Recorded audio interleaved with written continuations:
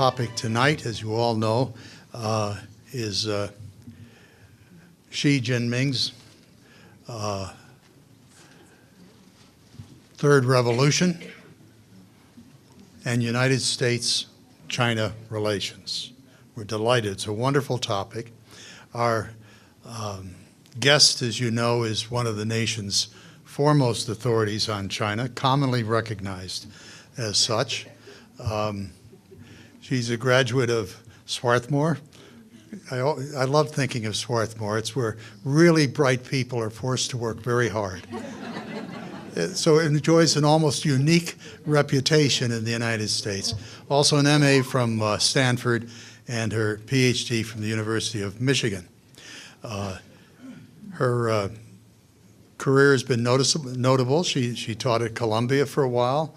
She taught at the NITSA School, Johns Hopkins in Washington, and at the International Relations School at the University of Washington. She's published a number of books, as you all know. Her articles have appeared in the major journals, Foreign Policy, Foreign Affairs, Harvard Business Review. She has testified before the Congress. She's consulted with government agencies and numerous businesses. She also, interestingly, has been on committees for the World Economic Organization, both for 6 years working on the future of China, and now presently a member of the group working on the United States. Interestingly, she's a member of the member of the board of governors. They don't call that at Swarthmore, though. It's not board of workers either. Board of workers, did you say? Like a communist But it's close to that. What's the official title of their? Trustees, board of managers. Board of managers, yes, it's the board of managers, and she's also on the board at the Asia Foundation and on the National Committee on U.S.-China relations. The thing that is striking, though, most, of course, is the intellectual subject matter of her career work. She co-authored a book early on about the internationalization of environmental protection efforts. Her first book on China, The River Runs Black, was a treatment of the question of what impact environmental issues would have on the future of China's development.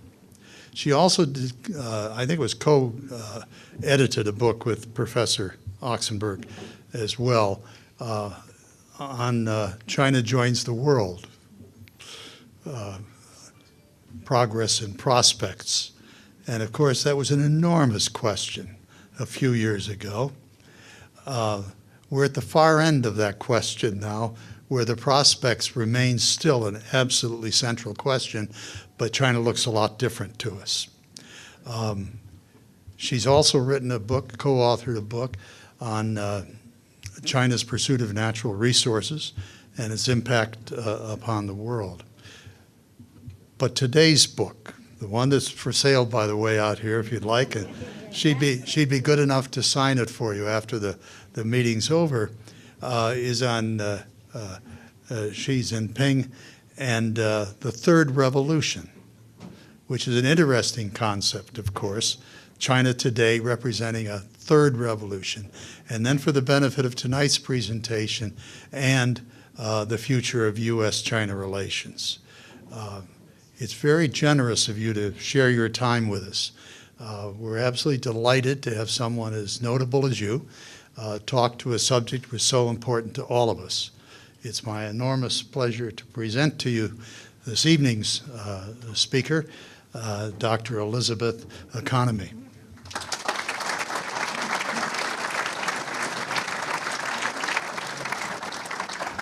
Thank you very much, Frank, really, for one of the most lovely introductions that I've had, so thank you. So it's a great pleasure to be here. I'm only sorry they've drawn the shades because the view is just spectacular, but I'd be the only one to benefit from it anyway, so I guess that's okay. So I thought I'd start off just by sharing something that I learned on my most recent trip to China. I'll try to remember to look over here too, to China back in March of this year. I went as part of a Council on Foreign Relations delegation to meet with our counterparts in think tanks and officials to talk about areas of potential cooperation. And could we find some common ground? Because as I'm sure most of you are aware, the relationship right now is somewhat fraught. It's a little bit challenging. And it seemed as though it was a good time to think through, are there areas, like during the Obama administration when we partnered on climate change, are there some other kinds of areas where our two countries could work together to bolster the relationship during this somewhat difficult time? What we found, however, was that our Chinese counterparts were not particularly interested in talking about this issue. And what they were interested in was what was going on here in the United States. And a lot of confusion about the Trump administration and the administration's approach to China. They, I think, thought that they had gotten a sense for President Trump as a person, that he was unpredictable, but in essence, they kind of got that, right? He'd be predictable in his unpredictability, but within a certain range. But we came right after the president had threatened the big round of tariffs on $50 billion worth of Chinese goods, and also right after he announced that he was planning to meet with Kim Jong-un. And also right after he had signed into law the Taiwan Travel Act, which supports high-level visits between U.S. and Taiwanese officials. And so that's really what the Chinese wanted to focus on. But for me, what I took away from the set of discussions that was most interesting was a remark by someone that I've known for probably 20 years now, a pretty senior scholar who also serves in a high position in the Chinese government, in their shadow legislature, the Chinese People's Political Consultative Conference. And for the first time I heard him, first time I've heard any scholar or official refer to China as a superpower. And for 20-some years, I've been going back and forth to China. China has always been, the world's largest developing country, or it's been, an emerging power or a regional power. Under Xi Jinping, started to get a little bit more muscular, started to be called a big power, a large power, maybe a major power. So he kind of shifted the narrative. But this was the first time I'd heard anybody refer to China as a superpower. And for me, that signified something new. It signified that China had now not only the capability, but also the intent to play alongside the United States in terms of writing the rules of the game. And this is very much at the heart of Xi Jinping's third revolution. This is part of the effort to reclaim China's greatness, the great rejuvenation of the Chinese nation, to reclaim a sense of China's centrality on the global stage. So what I'd like to do is just talk about what this third revolution is, lay it out for you, and then talk about how I think the United States ought to be thinking about China moving forward. So I think the best definition of the third revolution in some ways is one that Xi Jinping himself offered back in his 3.5-hour marathon speech in October of 2017 at the 19th Party Congress. And this is when he was reselected for the next 5 years as General Secretary of the Communist Party. And in that speech he said, China has stood up, got rich, become powerful, and is moving towards center stage. And by stood up, that's really the first revolution. That's Mao Zedong standing up against the ruling party, the Kuomintang, standing up against foreign invaders, and creating the Chinese Communist Party state in 1949. The second revolution, of course, is Deng Xiaoping. And Deng himself referred to his period as the second revolution. And that revolution was really the opening up, a period of reform and opening up when China introduced the market into the Chinese economy, when civil society blossomed. The first non-governmental organizations were established in China in the 1990s. They welcomed influences and ideas from abroad. They welcomed foreign capital. And Deng very carefully maintained a low-profile foreign policy because he wanted a peaceful international environment so that he could concentrate on what was going on at home and concentrate on growing the Chinese economy and improving the living standards of the Chinese people. Now we have the third revolution and Xi Jinping, and that's the point at which he says China has become powerful and is moving towards center stage. In many respects, I think this upends Deng Xiaoping's second revolution. I think there are four ways in which Xi is really transforming the China model, creating a new model of Chinese politics, both at home and abroad. So let me now just sort of sketch out each of those sort of four transformative processes. The first is a move from Deng Xiaoping's collective system of governance to a far more single authoritarian system of governance. So, Deng Xiaoping, they created this collective, this idea of the collective in many respects in sort of response to Mao Zedong, right, to avoid the kind of chaos and tumult that a single dictator could bring about. But Xi Jinping has amassed an enormous amount of institutional authority in his own hands. It's been a very methodical, step-by-step process, really, that began from the first moment that he took center stage at the Great Hall of the People in 2012, when he was selected for his first term as General Secretary of the Communist Party. And there he talked about corruption as perhaps, if not addressed, leading to the death of the Communist Party and even the death of the Chinese state. And since that time, he has mounted a very ambitious and robust anti-corruption campaign. And anti-corruption campaigns are, part of the fabric of Chinese history going back centuries. I mean, they probably began as early as the Qin dynasty, but for sure, hundreds and hundreds of years ago, there are records of anti-corruption campaigns. It's always been a central issue for Chinese emperors. Mao Zedong began his first campaign in 1951, but typically these campaigns sort of waxed and waned. They'd be strong, there'd be a lot of energy behind them, and then they'd kind of die down after a year or two, and then they'd be brought back up again. But Xi Jinping has distinguished his campaign for the past almost 6 years now, by every single year arresting more officials than were arrested the year before. So in 2017, there were 527,000 party officials who were detained.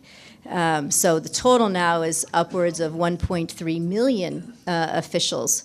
Now, it doesn't that many in a country of 1.3 billion people, but still, for those 1.3 million people, it's pretty significant. And since their prosecution rate is at a 99% success rate, it is actually pretty significant. The corruption is endemic and his effort is real, but he has certainly also used this anti-corruption campaign to target his political opponents. And there's a really good study that's done by a professor up at Harvard that demonstrates that at the vice ministerial level and above, which is a pretty senior level in a government bureaucracy, that 40% of the officials that have been arrested are in some way tied to Xi Jinping's political competitors or opponents. So it's a dual thrust. On the one hand, it is a real effort underway. In fact, from the time that he was a much younger man moving up the party ranks, corruption was an issue that he talked about all the way through his career. So personally, I believe he really does feel it very strongly and very personally, but he also has clearly used it, right, to consolidate his own power. He's also managed to place himself at the top of all the most important commissions and committees that oversee broad areas of governance. So whether they're talking about cybersecurity or economic reform or any of the major areas of policy, national security, Xi Jinping sits on top of the commission, again, that it sort of sits on top of many bureaucracies. And typically, these responsibilities would be shared among different members of the Standing Committee of the Politburo. So Li Keqiang, the premier, for example, should really be in charge of the commission that runs the economy. But all of that power has been aggregated to Xi Jinping. And then, of course, we saw in the fall at the 19th Party Congress that he broke with 25 years of tradition and failed to signal a successor for himself in 2022 as General Secretary. And then the big event that got all the international media attention this past spring in March at the National People's Congress when they amended the Constitution to eliminate the two-term limit for the presidency. And this meant that it means he can now hold the position of General Secretary, Central Military Commission head, and President, at least for 3 terms and for as long as he and the party agree to it. So it's been a very effective, I think, and impressive effort, a successful effort to consolidate power in his own hands. Let me add a small caveat, and that is that institutional power doesn't necessarily correlate with personal power and loyalty. And so what we don't know is whether in the Standing Committee of the Politburo or the Central Committee or down through the ranks of the party, how much personal loyalty Xi Jinping actually has.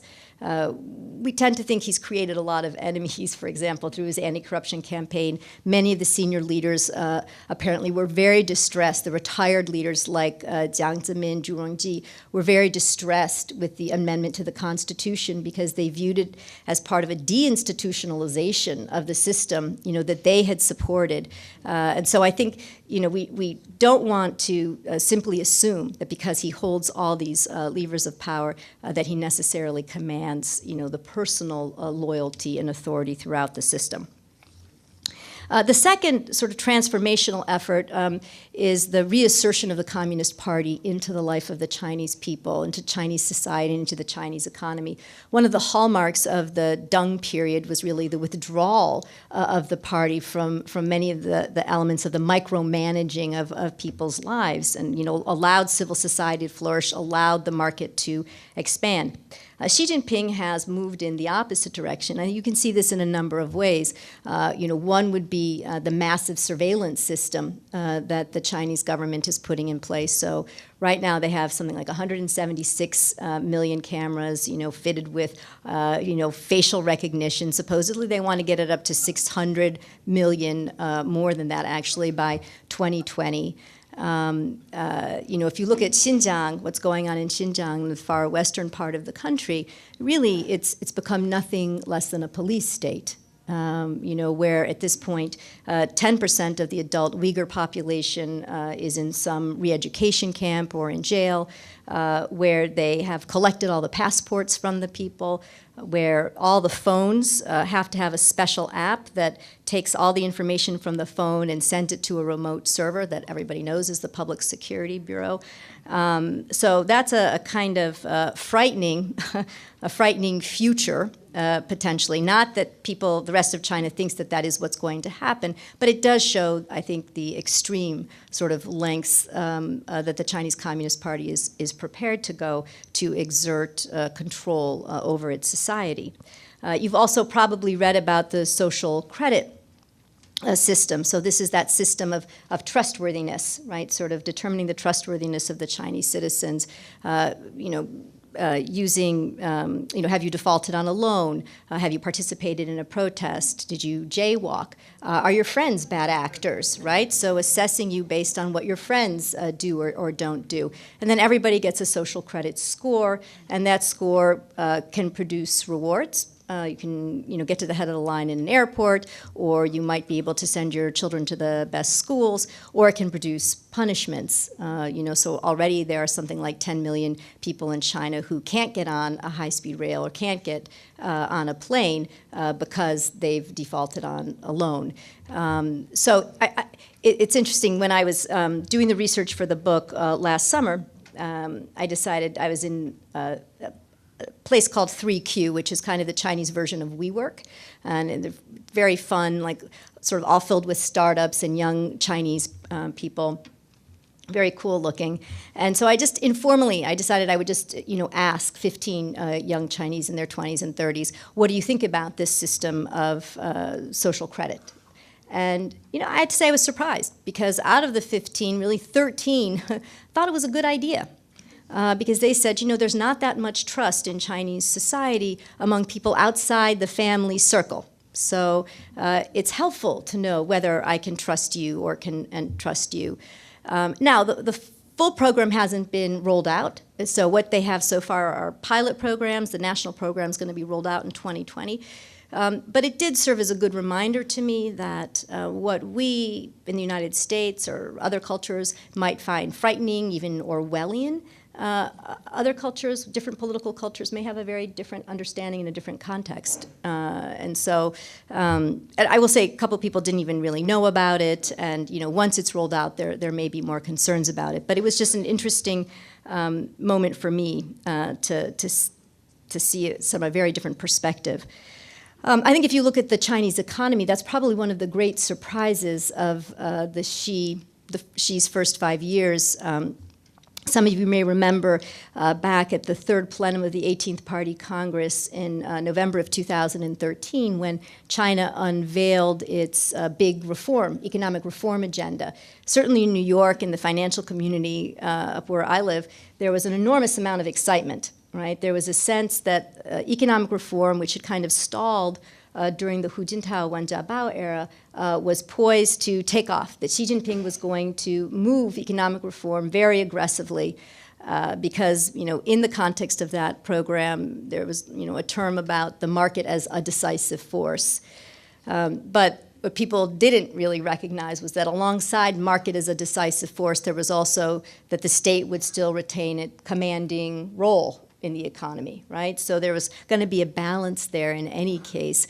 And I think what we've seen over the past 5 years is really that Xi is very reluctant to release the levers that he has over the Chinese economy, and in fact has only intensified the role of the party in the Chinese economy. So state-owned enterprises have been enhanced, and even in private enterprises and in joint ventures, there is a big push underway now to have the party committees, which are committees made up of the party members that work in the enterprise, and usually they're just vehicles through, if Xi Jinping gives a speech, then the party committee will review the speech and they'll talk about the sort of important lessons of it, or maybe there will be a tree planting campaign and the party committee will lead the effort, to do this kind of thing. But now the idea is that, for example, one of the initiatives is that the head of the party committee will be the chairman of the board of the company. Right? Or that the party committees will actually have a role in the investment decisions of companies. And so this is an evolving process right now, but it has provoked a lot of alarm, as you might imagine, among private entrepreneurs in China, as well as among the joint ventures, multinationals. And so there's a lot of pushback against this because really the Chinese government is attempting to rewrite the rules of corporate governance. And so we'll have to see how that plays out. But I think it's quite significant, and it's quite a significant push on the part of Xi Jinping. The third of the four sort of changes that I see is really Xi Jinping's effort to construct what I call a virtual wall of regulation and restrictions through which he can control more closely what comes in and what goes out of the country. So as I mentioned, the period of Deng Xiaoping was one that very much welcomed foreign capital, that very much welcomed foreign ideas and influence, up to a point. But the idea was to learn from the outside world. I think Xi Jinping has a very different understanding. That was evident almost from the first days, first months from which he took power, when you began to hear in universities that there was a crackdown on professors using foreign textbooks, that all the foreign textbooks needed to be approved. Professors would say to me that, well, actually, I don't have to do that. I just don't tell them I'm using it. And so if you don't ask, right, then you won't get in any trouble. But students now will sometimes report on professors. Some classrooms have cameras. So the situation has become a little more constrained and constricted. But I like to use the example of the law on the management of foreign NGOs just to sort of encapsulate this process. So the law on the management of foreign NGOs came into force in January of 2017. And before the law, there were somewhere over 7,000 foreign non-governmental organizations that were active in China, doing things, working on environmental protection or poverty alleviation, developing the rule of law, health issues, all different kinds of elements of social welfare, really.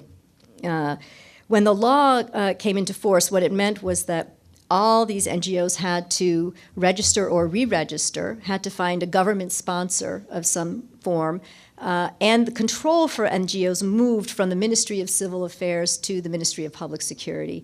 And I think even just that one shift from civil affairs to public security demonstrates the different view of the Xi government toward foreign NGOs, right? Because they're now being put in the context of some kind of public security threat or challenge. And so I sit on the board of the Asia Foundation, which did manage to get registered. But it's a very challenging process. You have to report all your finances, every project that you want to do, exactly where you want to do it, approvals to work in every single province that you want to work in. But the biggest challenge is really getting a government agency to sponsor you, right, to be responsible for you. Because you can imagine, what's the upside for that government agency of taking on the responsibility for a foreign NGO, which might, cross a red line, and then that would somehow reflect back on you? Very little upside to that. So now, after this law is passed, there are about 400 of those foreign NGOs in China. So we've gone from 7,000 to 400. I think the number will continue to grow slowly over time, but we're already a year and a half in. And the importance of that, I think, is not only that it, it limits the ability of the international community to interact with Chinese civil society, which I think is a good in and of itself, and has been one of the foundational pillars of the U.S.-China relationship, that interaction with civil society, but it also has a potential to significantly constrain Chinese civil society. At one point in the environment, which is an area that I've looked at for many years, the international NGO community and foundations were responsible for funding about 90% of domestic Chinese environmental NGOs. And we're very deeply involved in the capacity building and training of these NGOs. And really, I think across the board, Chinese civil society has flourished, not in large part, but certainly has been enabled and has been strengthened by its interaction with the international community. So I think that's just one example of how that shift under Xi Jinping. Made in China 2025, which you probably have heard of because it's one of the target issues for the Trump administration. This is the Chinese industrial plan to basically have up to 80% of manufacturing in 10 critical cutting-edge areas of technology, like artificial intelligence and new energy vehicles and new materials, robotics, be controlled by Chinese firms at home, and then also to create national champions. So really trying to protect Chinese industry from foreign competition. And so we're already starting to see the implications of this. There was just an article that came out in the Financial Times looking at the case of Sichuan province, where the government there has told all the hospitals in the province that with 15 medical devices like stents and respirators and others, they now have to stop purchasing from multinationals and need to purchase only from Chinese companies. And that's significant because medical devices actually is a big export sector for the U.S. And for other countries. So that's the beginning, I think, of a pretty significant change unless the U.S. and the rest of the international community manages to push back in a strong way and get that program and policy changed. And then finally, the last sort of transformational element of Xi Jinping's revolution is that shift from a low-profile foreign policy to a much more expansive and ambitious one. And there are many, I think, examples of this, but I'm just going to touch on three. The first is Xi's effort to move from staking claims around Chinese sovereignty to realizing those claims. So that, for example, you can look at the South China Sea as one case. So, you look back 10, 15 years, there have been plenty of skirmishes between Chinese fishing boats and Vietnamese fishing boats and Vietnamese fishing boats and Philippine fishing boats and, all these little fracases. But Xi Jinping has been a game changer, right? So it wasn't until 2014 and 2015 when you had that enormous land reclamation effort around 7 artificial features in the South China Sea, and then you had the militarization of those features as well, despite the fact that Xi Jinping stood, in the Rose Garden at the White House and said there will be no militarization of the features in the South China Sea. And of course, they've chosen to ignore the ruling that the Philippine government won that said that China's claims had no basis in international law. The Chinese government's just said, never mind. So that's one. I think also you can look at Hong Kong and Taiwan as areas where the Chinese government has begun to move more assertively to erode the autonomy of both of those islands, and we can talk more about how it's going about doing that. But I think it's significant that Xi Jinping this past spring, again at the National People's Congress, set out that he wants the reunification of China by 2049.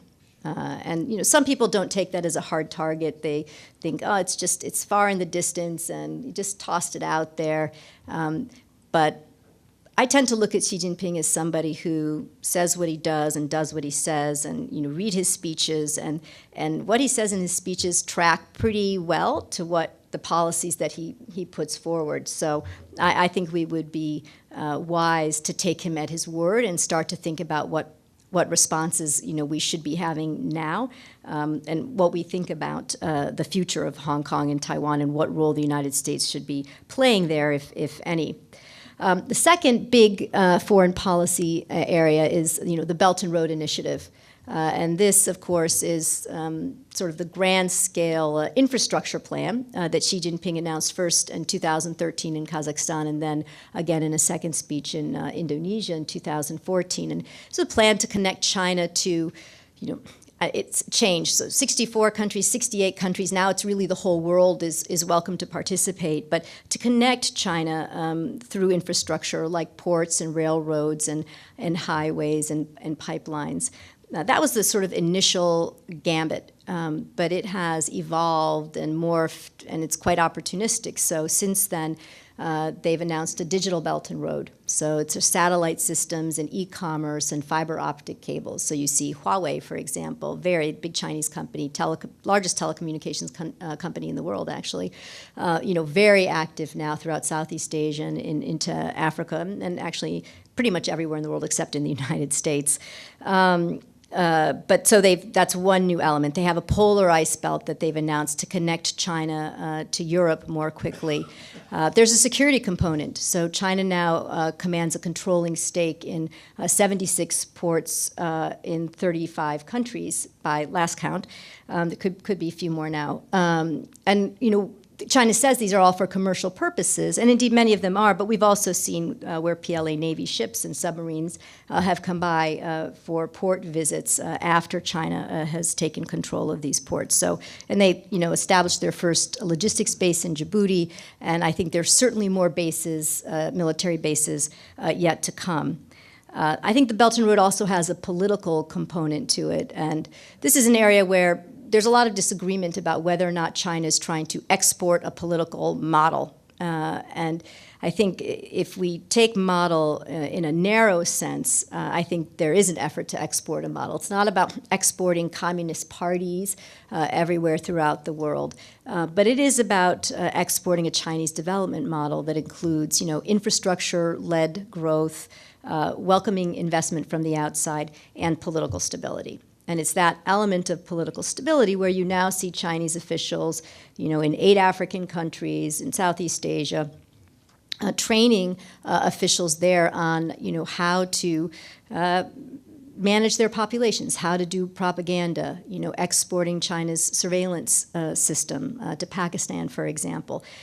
So even though they're not exporting, communism, they are exporting elements of their political system. And I think that is important in part, not only for what it means for the people in those countries, but also because China then develops a set of partners, even allies, as it attempts to do the third part of its sort of more ambitious foreign policy, which is to rework some of the norms and the rules of the road in global institutions.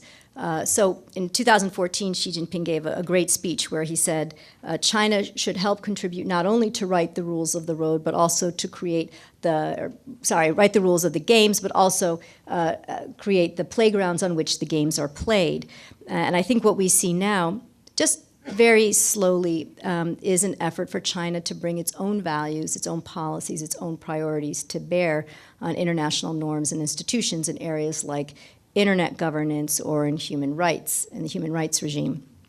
So to change the wording, for example, in the human rights regime, or to promote, a stronger sense of internet sovereignty, right, as opposed to the free flow of information that the United States supports. So this is very slow, but it's the kind of thing that if you don't remain aware, if you're not thinking about it, if you're not evaluating fairly consistently where it is that Chinese values and policies and priorities, dovetail with U.S. interests, where there's a little bit of friction and where we're really talking about, revolutionizing the system in ways that will, disadvantage the United States and other liberal democracies, that we can close our eyes and then wake up and find ourselves with an international landscape that is quite different from the one that we recognize today. So, just to sum up the sort of change in China that I see, I would say it's a China under Xi Jinping that is more authoritarian, more controlling, even to some extent more insular at home, but also more expansive and more ambitious abroad. So I could talk a little bit about the U.S.-China relationship, but maybe I just open the floor for questions and we can talk about the U.S.-China relationship in that context. I imagine there'll be some questions on that as well. So let me just stop there and welcome all your questions. And there we go. First question. What should America do? There you go. Okay.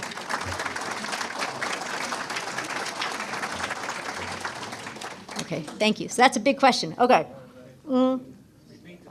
So the question is, what should America do? Let me just be sort of quick about it and say, I think America, the United States, the relationship that is based on, 4 C's. I say cooperate, coordinate, compete, and counter. And it should always be those 4 C's. What changes is the degree to which we weight one or the other and the content of each of those. So cooperate. I think it's very important that we continue to engage with China, right? And so we need to find new areas on which we can cooperate with China.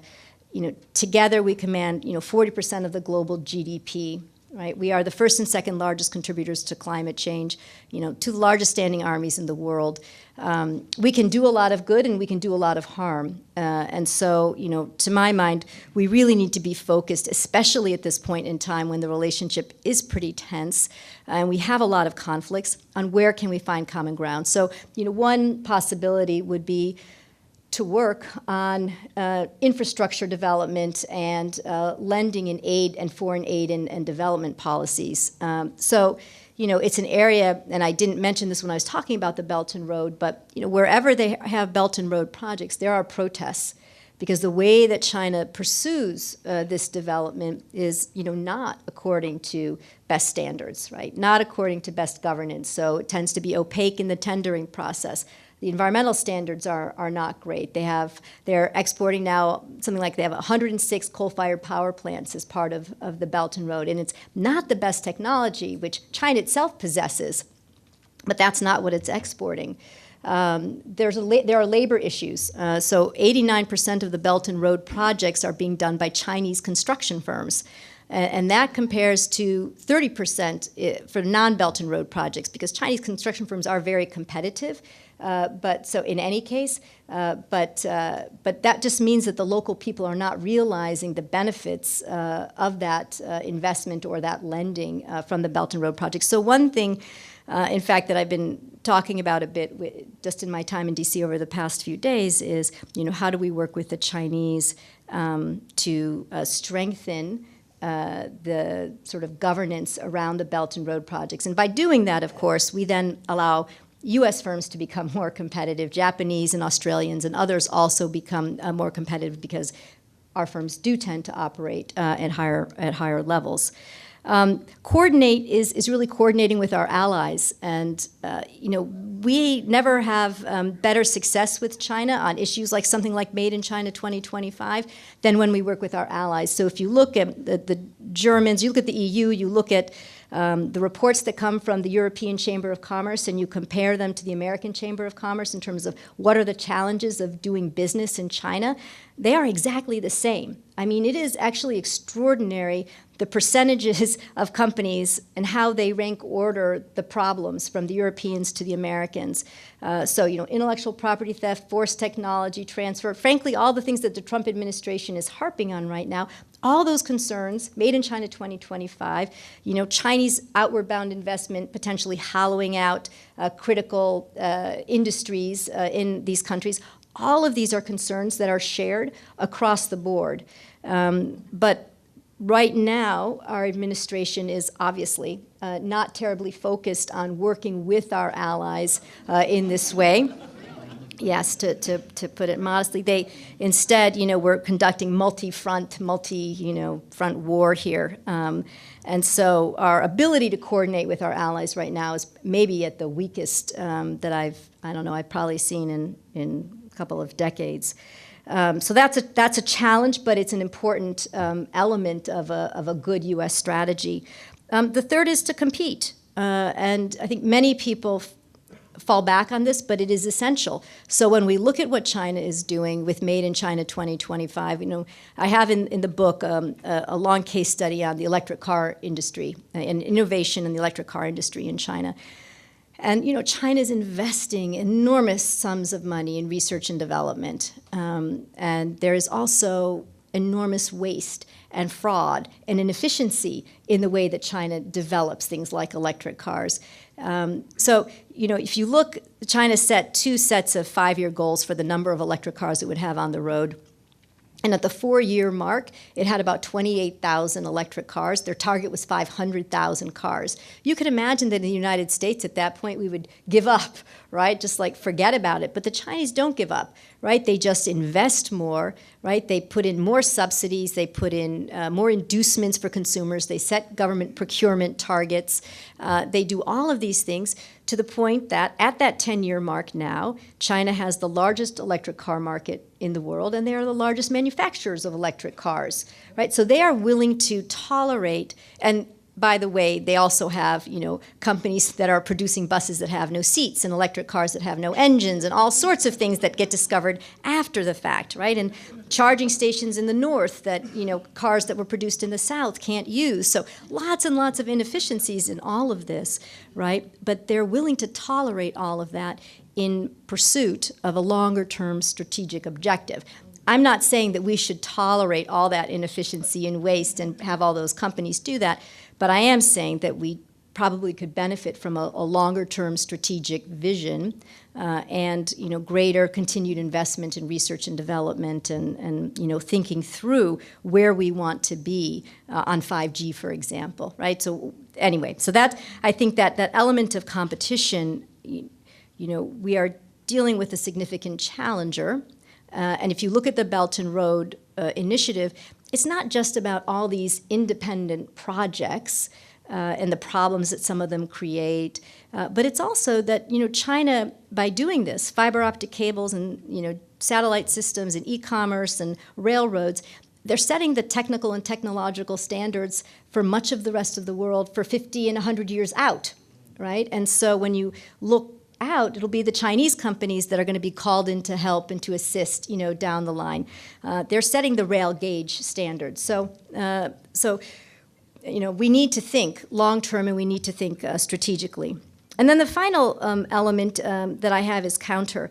And so when I was writing the book and writing the recommendations for the book, it was really before, it was kind of 2017 in the summer into the fall of 2017. It was before we quite saw exactly how tough the Trump administration was going to become. And so the idea of reciprocity, of sort of doing unto China what China does unto us, was not yet so much in the ether. Now it's become, sort of one of the watchwords, to the point where I'm a little bit concerned that we're swinging way too far over, and that we've lost any sense of proportion or the nuance that is necessary. So if I just use one example of something like Confucius Institutes, in my book I talk about the fact that American centers and American corners, which are the sort of within our embassies and consulates, and also we had some in universities, places where we sort of push American culture, and maybe there's some English language training associated with it too, but they're mostly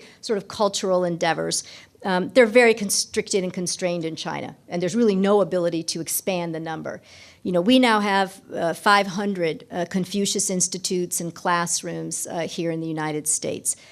So, I said we should begin to, demand reciprocity, right? They can't have 500 Confucius Institutes here and we can have, 18 or I was like 9, American centers and corners. That's just not okay.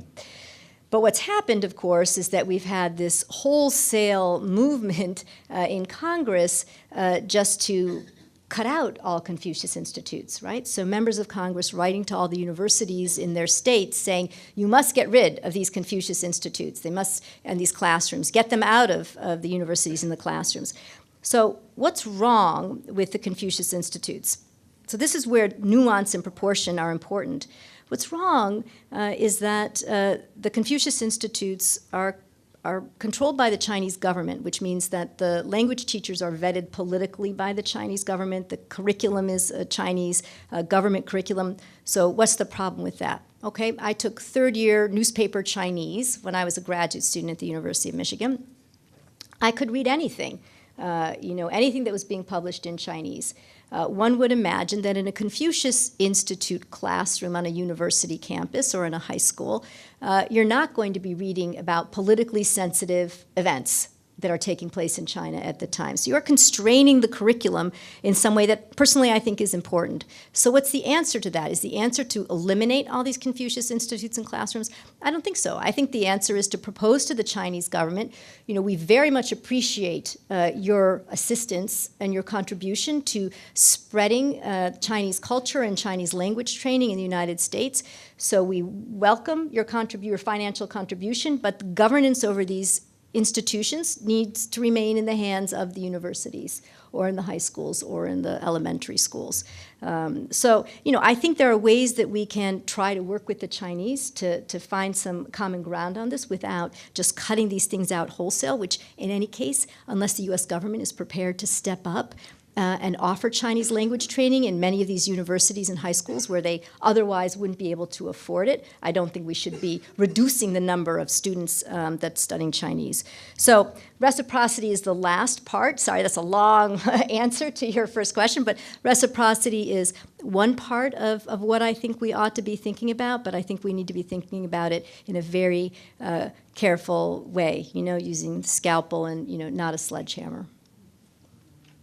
Yeah. So how much is their lack of attention to environmental degradation going to slow everything down?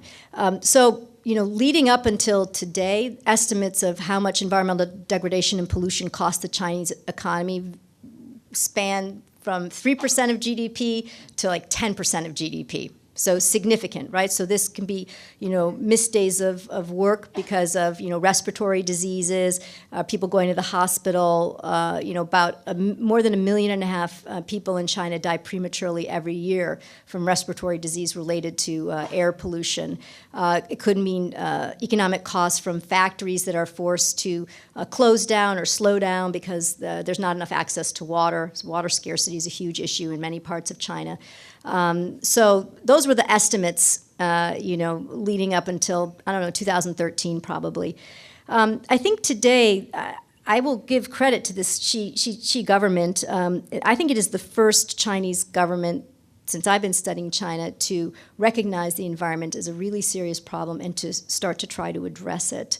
Now they're doing it, very much in a top-down fashion, and you can see the same kind of irrationalities emerge in the environmental approach as emerge in the electric car sector. So, for example, what they do is there's a lot of, we're going to ban all factories from, operating for these 4 months, or we're going to limit the number of cars that are coming in for these 3 weeks, or all of a sudden they started to see last year that the levels of a particular pollutant, PM 2.5, were rising, and so then they took a number of, very sharp measures to get the numbers back down for the last quarter of the year, right? So kind of irrational. When they did that, they found out they didn't have enough natural gas to supply the home, so then they had to reboot the coal-fired power plants again. So, there's a kind of uneven, rocky quality to the way that they're addressing. So air is first, now they're going to start addressing the water issue pretty seriously, and then soil contamination, which is kind of the understudied, but really an enormous issue in the country. I think probably the most politically sensitive issue in many respects, because nobody knows, where the soil is contaminated, except the farmers when their, produce comes out all disgusting. So I think it's a serious issue. It has been a drag on the Chinese economy, but it's also become an issue of political legitimacy for this leadership. And this was, right at the end of the Hu Jintao Wen Jiabao period in 2011, 2012 is when you had this enormous internet activism around the environment and that really forced the Xi government to say, okay, we will start addressing it now. That hadn't been their inclination. They wanted to push it off, but they really started to push forward. Yes. The question is around the Chinese currency. Is there a potential that the Chinese would try to use their currency to harm the United States? So I think the Chinese currency was an issue of greater concern probably 5-10 years ago. They have in the past 3-4 years sort of expanded the role of the market in determining their currency, the value of their currency. It is no longer considered to be significantly undervalued relative to the dollar. And so I think for the most part now, the Treasury has a kind of review of the Chinese, well, of all currencies, but Chinese currency is the one that they've looked at most, where they can say that China is manipulating its currency. It has not come up that way in quite a while. There are other issues related around is it possible that the Chinese are going to, because they hold a not inconsequential amount of U.S. Treasury bonds, that somehow they're going to sell them all off, but they're not going to do that because that will lessen the value of it to them when they try to sell it all off. So that idea that the Chinese are our bankers or that they hold all this economic leverage over us, I think is a misguided one.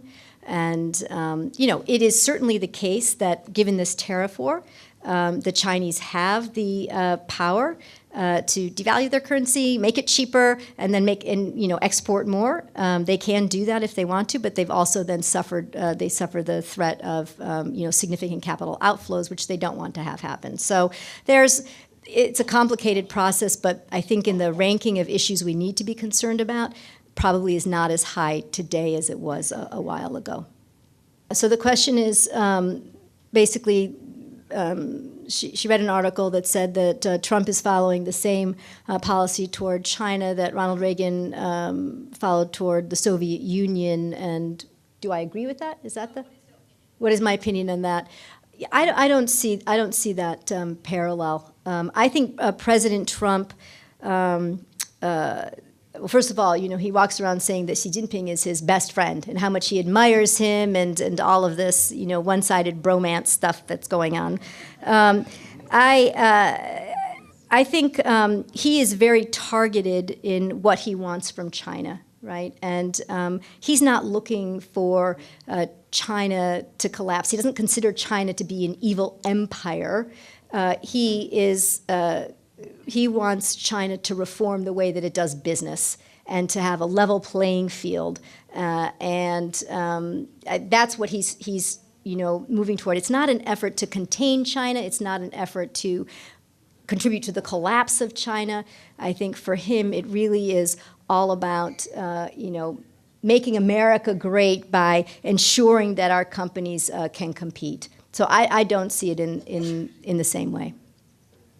Okay, so the kind of comment, I guess almost, is, that China has really constrained access, the government has constrained access to foreign media like the New York Times and the Washington Post and others today in ways that it didn't previously, and a concern that the Chinese people don't have access to what's going on in the outside world in the same way.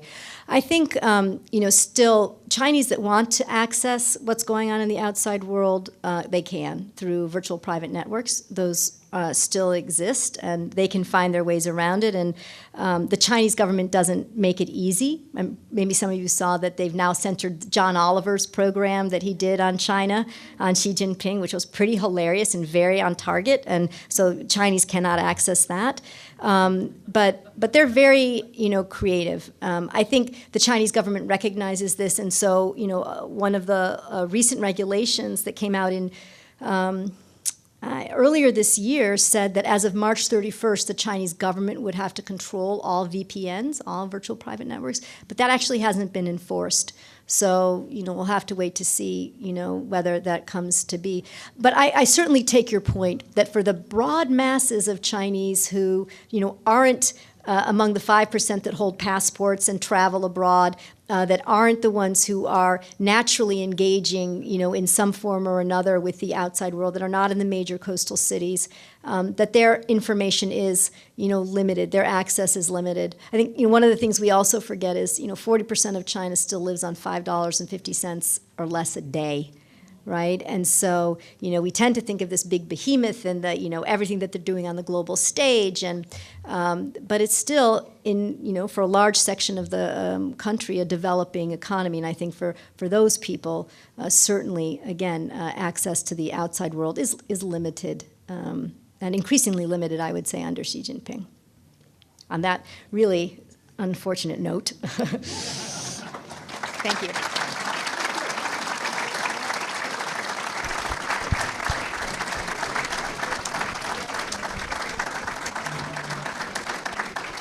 Well, I sort of fibbed when I said 3 minutes, and so I'm going to ask one last question.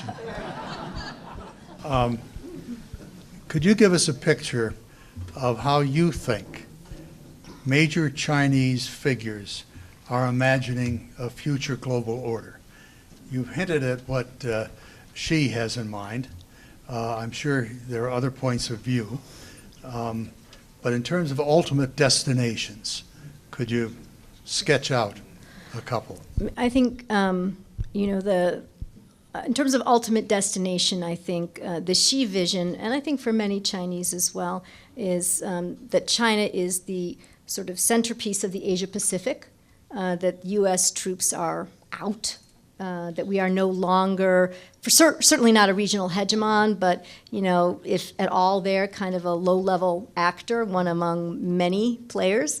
And that globally, again, regimes and institutions like the United Nations and other things really do reflect Chinese values on par with Western values, or even maybe, trump them in some cases. And that, not that China has a system of alliances, but that China is welcomed, that there is a Chinese narrative globally that is accepted in a way that they believe the Western countries like the United States control the narrative about China, but that's no longer the case. That the world sees China much more in the way that China sees itself. Well, as you all know, extraordinarily informative, a wonderful evening. Thank you so much. Thanks very much, folks.